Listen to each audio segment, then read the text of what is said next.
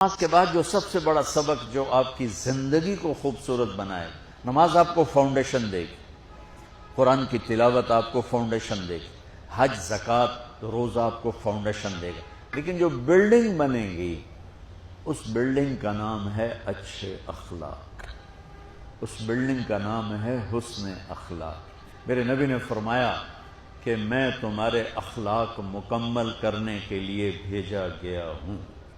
اور کسی بھی مرد عورت کا جو ایک میک اپ نہیں ہوتا، میک اپ کرتے ہیں،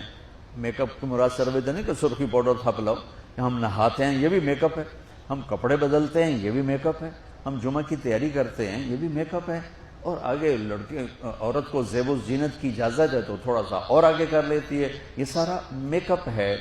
تو لیکن یہ سارے عارضی ہیں۔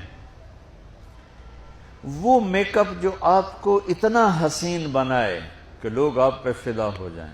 وہ میک اپ جس کو پسینہ نہ لے جائے، بڑھاپا نہ لے جائے،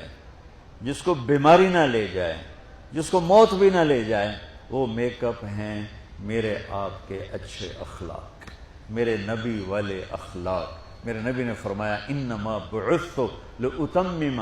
مکارم الاخلاق، میں بھیجا گیا ہوں تمہارے اخلاق کو مکمل کرنے کے لیے۔ اور 90% اخلاق، سب نوجوان بچے بچیاں بیٹھے ہو مجھے دیکھو، 90% اخلاق یہاں چھپے ہوئے ہیں۔ یہاں